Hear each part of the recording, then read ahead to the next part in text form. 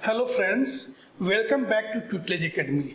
आज के इस वीडियो में थर्मोडायनेमिक्स का न्यूमेरिकल कराने वाला हूं जो सभी कॉम्पिटिटिव एग्जाम के लिए इम्पोर्टेंट रहेगा। तो ये फर्स्ट लॉ ऑफ थर्मोडायनेमिक्स का टॉपिक है, तो इसका हम लोग इम्पोर्टेंट न्यूमेरिकल हम करने वाले हैं। ओके, तो देख सकते हैं टॉपिक नेम है फर्स्ट लॉ ऑफ थर्मोडायनेमिक्स। ये न्यूमेरिकल सिर्फ पढ़ाएंगे और सभी कॉम्पिटिटिव एग्जाम के लिए रहेगा, मैकेनिकल इंजीनियरिंग के लिए। ओके, तो देखते हैं फर्स्ट क्वेश्चन क्या है। During a constant pressure expansion of a gas 33.3% heat is converted into work while the temperature rises of 20 kelvin. The specific heat of the gas at constant pressure as proportion of work W is.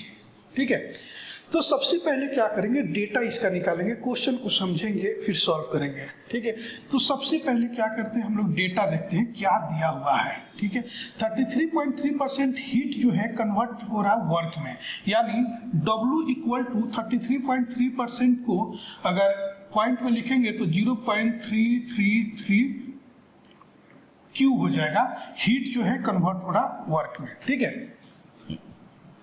Temperature जो है वो है 20 kelvin का। अब पूछ क्या रहा है, the specific heat of the gas at constant pressure. Specific heat at gas at constant pressure क्या होता है, ये होता है Cp। ठीक है, as proportional of work, proportional of work पूछ रहा है, Cp का वैल्यू, Cp का वैल्यू पूछ रहा है प्रोपोर्शनल ऑफ वर्क। ओके, तो देखिए हम लोग यहाँ पे फॉर्मूला यूज करेंगे। तो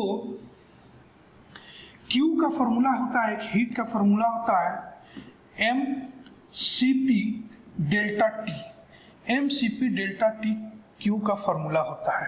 यहाँ पे देखिए W का वैल्यू दिया हुआ है, तो इससे हम लोग Q का वैल्यू निकाल लेंगे। Q इक्वल टू हो जाएगा क्या, W अपॉन 0.333, ये हो जाएगा।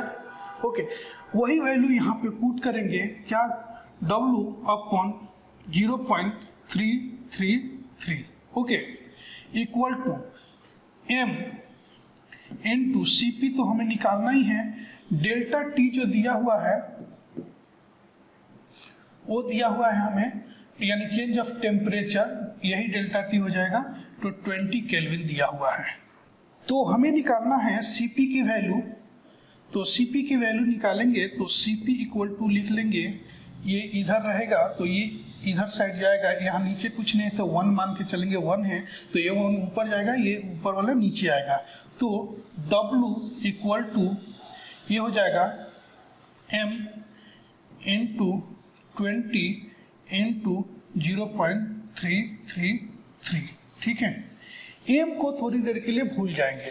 अभी देखेंगे इसको सॉल्व करने के लिए आपको कैलकुलेटर की जरूरत पड़ेगी, ऐसा लग रहा है। ठीक है, बट कैलकुलेटर हम लोग यूज नहीं करना है।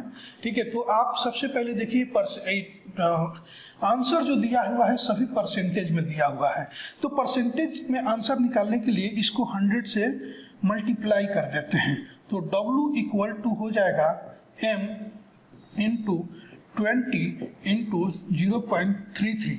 हाँ, 0.33 को आप लिख सकते हैं 1/3, 1/3 0.33 को आप लिख सकते हैं, इंटू 100 से मल्टीप्लाई कर देते हैं क्योंकि परसेंटेज में हमें वैल्यू देना है। ठीक है, तो 20 एकम 20 और 20 25 100 हो जाएगा, 25 या 100 होता है। ठीक है, अब यहाँ पे क्या बच गया, यहाँ पे थोड़ा सा स्पेस कम है तो थोड़ा इसको ऊपर ले जाते हैं। ओके, तो यहाँ पे देखिए Cp इक्वल टू हो गया W इंटू 5 है और 1/3 है, 1/3 तो ये 3 जो है वो ऊपर चला जाएगा, तो ये हो जाएगा 3 और नीचे पर जाएगा m इंटू 1 बच जाएगा। ठीक है, तो m को यहाँ पे इग्नोर करेंगे, इसकी जरूरत नहीं है। 5 3 या 15 हो जाएगा। ठीक है, 5 3 या 15 हो जाएगा, तो Cp is directly proportional to 50% of work, proportional of work पूछा हुआ था। ठीक है, इसलिए आंसर जो हो जाएगा Cp क्या है, gas at constant pressure, specific heat of the gas at constant pressure Cp है, तो Cp इक्वल टू हो जाएगा 15%। आंसर यहाँ पे दिया हुआ है, आंसर राइट आंसर हो जाएगा डी 15%। अब चलेंगे नेक्स्ट क्वेश्चन पे। तो नेक्स्ट क्वेश्चन देखते हैं हम लोग।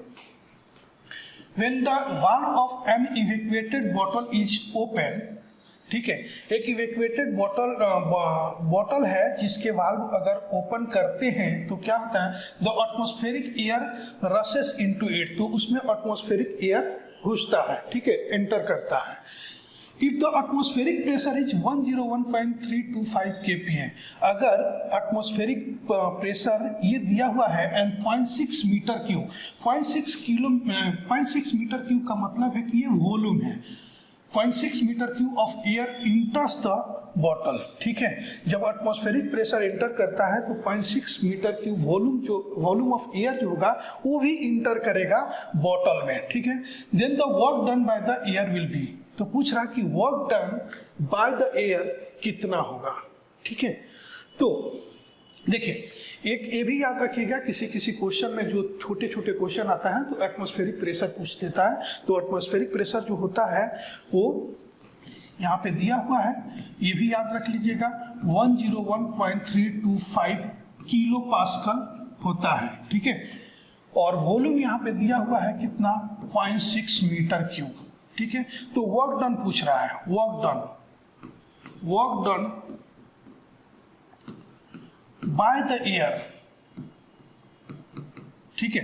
तो work done W equal to P dV होता है, P इंटू dV, ठीक है। dV क्या होता है, चेंज ऑफ वॉल्यूम, तो वॉल्यूम जो है एक ही दिया हुआ है 0.6, तो P मतलब क्या, एटमॉस्फेरिक प्रेशर, तो एटमॉस्फेरिक प्रेशर जो है वो कितना दिया है 101.325 और चेंज ऑफ वॉल्यूम जो है 0.6। बस इसको इतना समझना है आपको, सिर्फ इसमें कैलकुलेशन ही बना है और कुछ नहीं है। फार्मूला अगर याद रहे तो सेकेंडों में आंसर आता है। अब इसको सॉल्व करने के लिए कैसे, कैलकुलेटर यूज नहीं करना है, ठीक है।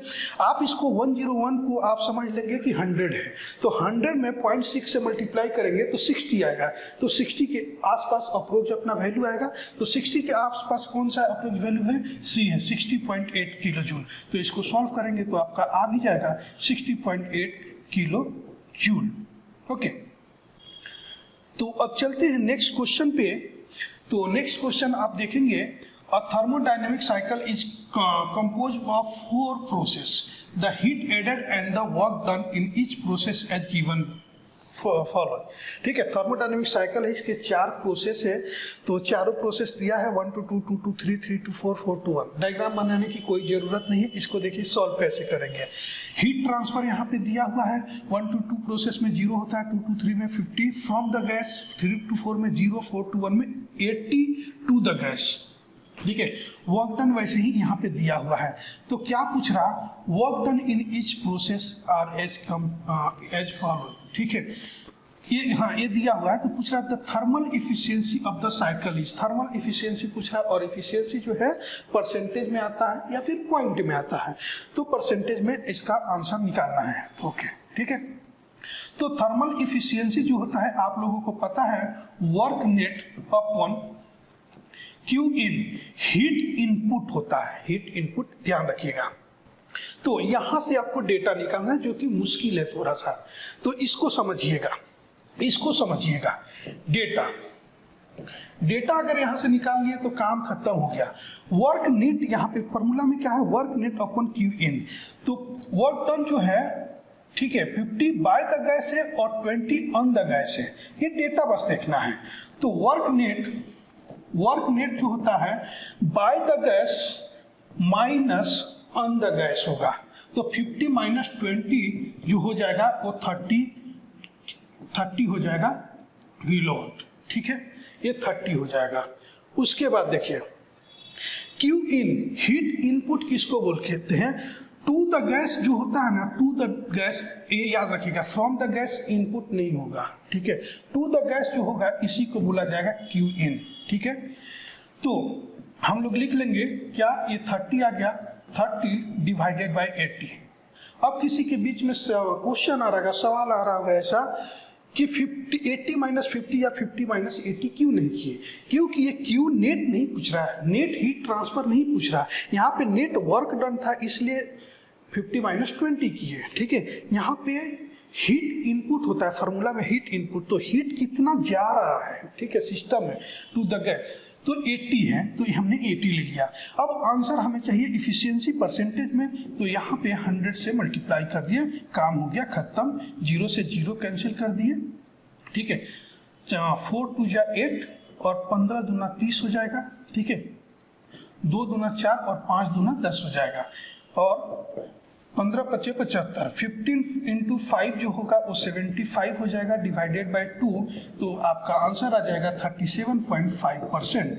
तो राइट आंसर जो है वो हो जाएगा बी, 37.5%। देखें कितना सिंपल क्वेश्चन है। ओके, बस समझना है आपको। तो चलिए नेक्स्ट क्वेश्चन पे हम लोग जाते हैं। नेक्स्ट क्वेश्चन देखिए, a steel tank placed in a hot environment contains 5 kg of air. ठीक है, 5 kg of air at 4 atmosphere at 30 degrees Celsius. A portion of the air is released till the pressure becomes 2 atmosphere. Later, the temperature of the air in the tank is found to be 150 degrees Celsius. The quantity of air allowed to escape is. Question को समझना है, थोड़ा मुश्किल सा question है, और ये SSC JE का पेपर 2 जब मेंस में देंगे ना, इस टाइप के क्वेश्चन आएगा, इसको सॉल्व करने में टाइम लगेगा। ऐसा क्वेश्चन अगर ऐसे एग्जाम में आता है तो इसको लास्ट में करेंगे। ठीक है, बट हार्ड नहीं है। देखिए कैसा है, एक स्टील टैंक है, ये प्लेस्ड है हॉट इन्वायरमेंट कंटेंट में, तो 5 kg ऑफ एयर है, मतलब ये क्या है, M1 है। ठीक है, तो यहाँ पे डेटा हम लोग लिखते जाएंगे। ठीक, M1 जो है वो 5 kg है। ठीक है, एट 4 एटमॉस्फेरिक प्रेशर। ठीक है, तो और P1 जो है वो है 4 एटमॉस्फेरिक। ठीक है, अब देखिए एट 30 डिग्री सेल्सियस, तो T1 जो है वो क्या है, 30 डिग्री, तो डिग्री सेल्सियस में दिया है तो 273 ऐड कर लीजिए, प्लस 273 तो हो जाएगा 303 केल्विन। ओके, तो 303 केल्विन हो गया टेम्परेचर T1। अब देखिए अब क्या बोल रहा है इसके बाद, अ portion of the air is release till the pressure becomes 2 atmospheric. ठीक है, कुछ पोर्शन जो एयर का है, हवा का कुछ पोर्शन, उसको रिलीज कर दिया गया। जो कुछ पोर्शन हवा को रिलीज कर दिया जाएगा, पहले एयर कितना था 5 kg, कुछ पोर्शन रिलीज कर दिया गया, तो इसका मतलब है वो जो पोर्शन होगा वो होगा M2। ठीक है, बिकम्स 2 एटमॉस्फेरिक, तो 2 एटमॉस्फेरिक तब तक हो जाता है प्रेशर। ठीक है, तो यहाँ पे एक और डेटा लिख देता हूँ, यहीं पे लिखता हूँ। ठीक है, P2 इक्वल टू हो गया 2 एटमॉस्फेयर। ठीक है, अब देखिए लेटर बाद में क्या होता है, temperature of the air in the tank is found to be 150 degree Celsius.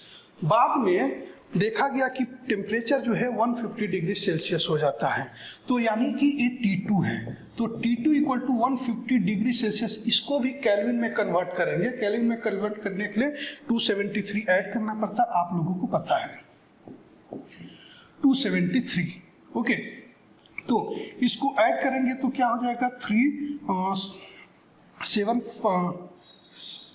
7 plus 5 12 और 3 प्लस 1 4, 423 केल्विन हो जाता है आपको temperature T2।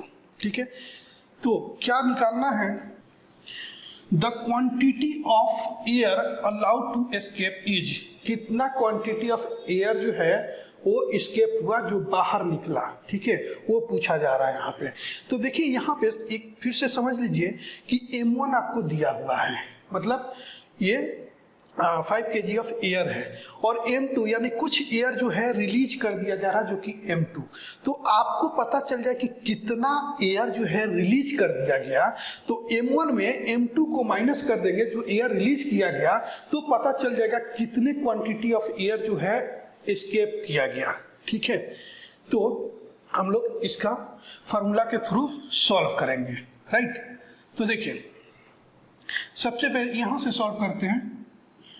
M1 equal to हम लोग लिखेंगे P1V इंटू अपॉन RT1, ठीक है।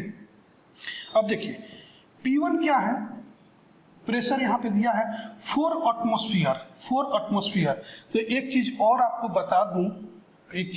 बता दूं कि एटमॉस्फेरिक प्रेशर जो होता है इसके पहले ही आप देखे थे 101.325 किलो पास्कल होता है, ठीक है।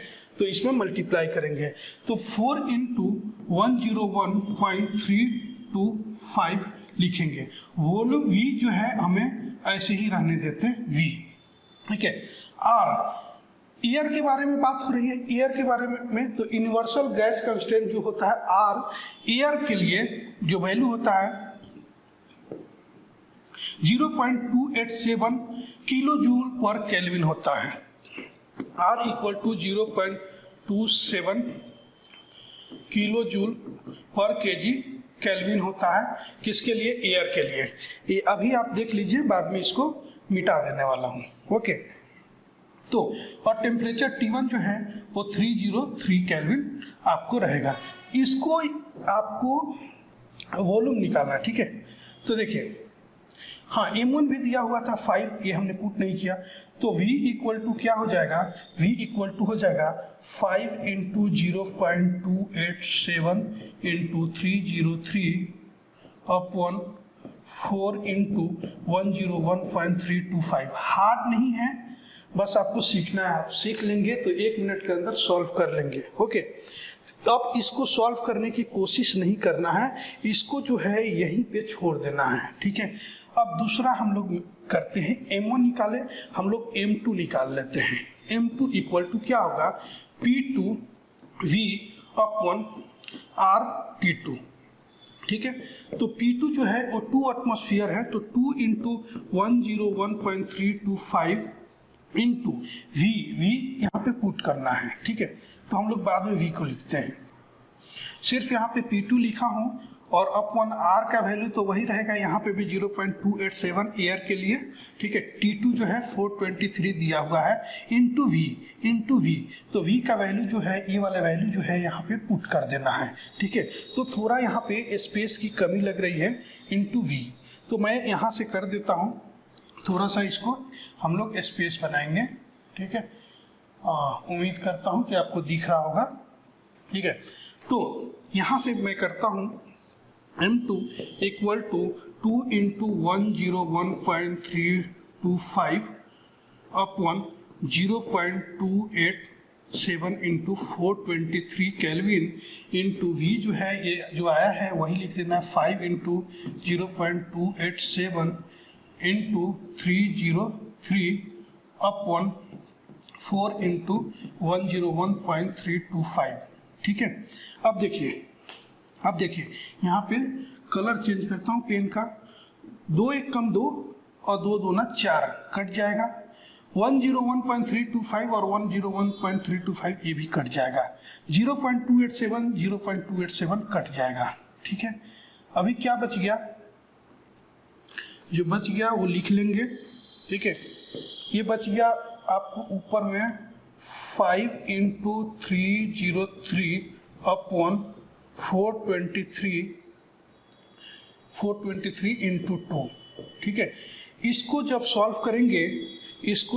करेंगे तो इसका वैल्यू आ जाएगा 1.79 kg, ठीक है। इसको मैं सॉल्व नहीं कर रहा हूँ यहाँ पे, इसको थोड़ा सा हो सकता है कैलकुलेटर यूज करना पड़ जाए, या कैलकुलेशन आपकी बहुत अच्छा है तो इसको भी आप सॉल्व कर सकते हैं, ठीक है, कोई बड़ी बात नहीं है। तो अब देखेंगे the quantity of air escape is, ठीक है। तो लिखेंगे the quantity of air escape is M1 minus M2, ठीक है। तो M1 जो है 5 kg था, M2 जो है 1.79 है, तो क्या हो जाएगा 3.21 kg हो जाएगा आंसर। तो राइट आंसर कहाँ गया, D है 3.21 kg। ये चीजें हैं, आप इसको एक दो बार खुद से सॉल्व कर लेंगे, आसान हो जाएगा, छोड़ना नहीं है। जैसे कुछ लोग देख रहे होंगे ना अभी वीडियो, बोलेंगे अच्छा ऐसा क्वेश्चन आएगा तो मैं छोड़ ही दूंगा, नहीं, छोड़ना नहीं है। और खास करके एसएससी जेई का मेंस जो एग्जाम है वो भी ऑब्जेक्टिव हो गया है, ठीक है, और 3 मार्क्स एक क्वेश्चन पे है। जब एक क्वेश्चन पे 3 मार्क्स है और निगेटिव मार्क 1 मार्क है, ठीक है, 1/3 यानी 1 मार्क, तो 3 मार्क्स का जब क्वेश्चन आएगा आपके मेंस में तो इसी टाइप के क्वेश्चन आएगा। और बाकी दूसरे एग्जाम में भी पूछा जा सकता है इस टाइप से क्वेश्चन। तो ये हार्ड नहीं है, 2 बार आप खुद से सॉल्व करिए, उसके बाद देखिए 1 मिनट के अंदर आप इसको सॉल्व कर देंगे। ओके, तो चलिए अभी नेक्स्ट क्वेश्चन पे जाते हैं। एक और मजेदार question, An engine works on the basis of Carnot cycle operating between temperature 800 Kelvin and 400 Kelvin. If the heat supply is 100 kilowatt, the output यानी W, work output is पूछ रहा है यहाँ पे। ये बहुत फेवरेट क्वेश्चन है हर एग्जाम के लिए, हर एग्जाम में इस टाइप से क्वेश्चन पूछा जाता है, ठीक है। ये आपको देखिए, एक तो या तो दिया रहता है कि इस इंजन का इफिशियंसी 50% है, ऐसा दिया होता है, ठीक है, या फिर ऐसा दिया होता है डेटा, ऐसा T1 और T2 दिया हुआ होता है कि T1 से आधा T2 होता है। ये T1 है 800 केल्विन और T2 है 400 केल्विन। इसका मतलब कि दोनों को डिवाइड करेंगे तो कितना बच जाएगा, 1/2 हो जाएगा, ठीक है, यानी 50% इफिशियंसी आता है। जब 50% इफिशियंसी या फिर केल्विन टेम्परेचर जो है T1 और T2 एक दूसरे से डबल या हाफ ऐसे दिख रहा हो तो आप समझ जाइए कि इंजन का एफिशिएंसी 50% है। और जब इंजन का एफिशिएंसी 50% है, कुछ क्वेश्चन में आपको डायरेक्ट दिया रहेगा इंजन का एफिशिएंसी 50% है, आपको पता चल जाए कि इंजन का एफिशिएंसी 50% है तो जितना हीट सप्लाई हो रहा है उसका आधा जो है वर्क डन होगा, उसका आधा जो है वर्क डन, तो वर्क डन हो जाएगा 50 किलोवाट। क्या बोला मैं कि अगर इंजन का एफिशिएंसी आपको दिया हो कि 50% हो, या फिर इस डेटा से आपको पता चल जाए कि 50% एफिशिएंसी है इंजन का, तो हीट सप्लाई जितना हो रहा वर्क डन उसका आधा होगा। या फिर वर्क डन आपको दिया होगा कि 50 किलोवाट वर्क डन अगर आपको दिया होता तो हीट सप्लाई उसका डबल होगा। ये बात ध्यान में रखिएगा, ठीक। देखिए कैसे करते हैं, efficiency of Carnot cycle efficiency 1 - T2/T1 होता है, ठीक है। और इफिशियंसी का ही एक और फार्मूला है जो work done upon heat supply होता है, ठीक है, हीट सप्लाई। तो देखिए अब क्या करेंगे, यहाँ पे लिखेंगे 1 - T2 क्या है 400, T1 जो है 800 है। हमेशा याद रखिएगा, इसमें कंफ्यूज अगर हो जाएंगे कि T1 कौन सा है T2 कौन सा है, तो ज्यादा जो वैल्यू होगा ना वो T1 होगा, जो कम वैल्यू होगा वो T2 होगा, बस इससे याद रखिएगा। इक्वल टू क्या है, वर्क डन हमें निकालना है, हीट सप्लाई 100 का हो रहा है, ठीक है। तो ये 1/2 हो गया, ओके, 1/2 हो गया, 1 - 1/2, तो 1 - 1/2 का मतलब होता है 0.5, ठीक है, वर्क डन अपॉन 100, ठीक। तो 1 - 1.5, 1 - 0.5 क्या हो जाएगा 0.5 हो जाएगा। 0.5 को 100 से मल्टीप्लाई करने से ही इफिशियंसी 50% आ जाता है। 100 को आप लोग ले लेंगे इधर, इक्वल टू हो जाएगा W, ठीक है। तो 0.5 × 100 आप तो मल्टीप्लाई कर ही लेंगे ना, तो वर्क डन जो है वो हो जाएगा 50 किलोवाट, ठीक है।